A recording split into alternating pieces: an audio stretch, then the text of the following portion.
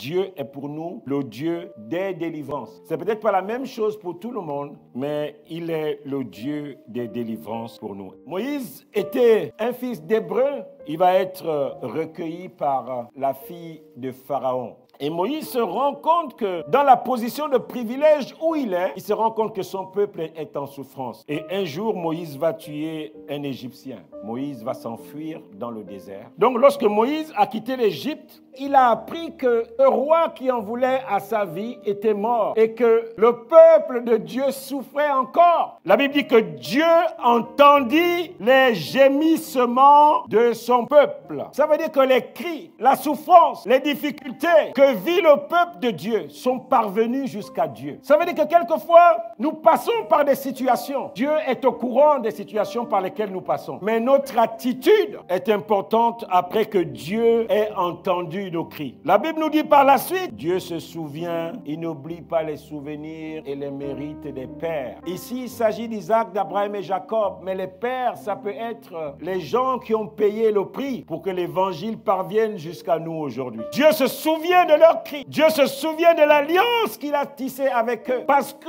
ces gens qui crient ont décidé de revenir dans l'alliance, ont décidé de se repositionner, de remettre Dieu au centre de leurs préoccupations. Les gémissements ont touché le cœur de Dieu. Parce que le peuple s'est souvenu qu'il avait un Dieu qui dans le passé avait agi dans la vie des pères, qui dans le passé s'était manifesté comme étant le Dieu qui aide son peuple. Dieu a entendu et là Dieu évolue dans ce qu'il a entendu. Le souvenir de ta vie passée, lorsque tu étais un chrétien né de nouveau, les actes d'amour que tu as posés pour lui, les sacrifices que tu as posés pour lui, alors que tu es en train de crier que Seigneur, qu'est-ce qui m'arrive? Souviens-toi de moi, un jour Seigneur, je t'ai aimé. Ces souvenirs-là remontent à Dieu. Il entend et tes souvenirs, le souvenir de tes actes de justice, les souvenirs de toutes les fois où tu as mouillé le maillot pour Dieu, ça remonte dans son cœur. C'est pour cela que lorsque tu n'as pas d'histoire avec Dieu, c'est compliqué. Dieu entend et Dieu se souvient.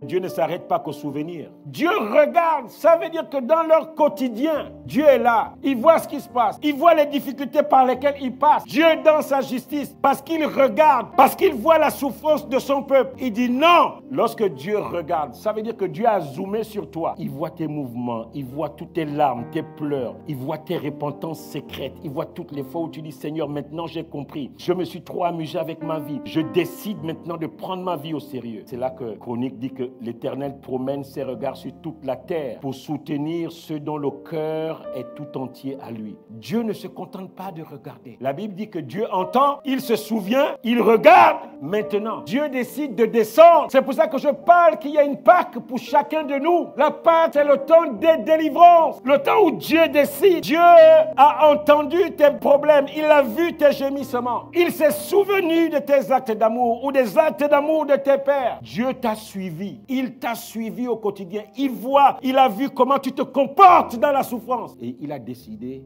de descendre. Voici les temps qui ont précédé la Pâque. La Pâque nous présente Dieu comme étant le Dieu des délivrances. C'est pour ça que lorsque tu rentres dans la Pâque, tu dois rentrer avec l'idée que quelle délivrance, Seigneur, tu vas manifester en cette Pâque 2021 dans ma vie. Dieu entend, Dieu se souvient, Dieu regarde, il voit et Dieu descend. C'est ça la Pâque, un temps de délivrance.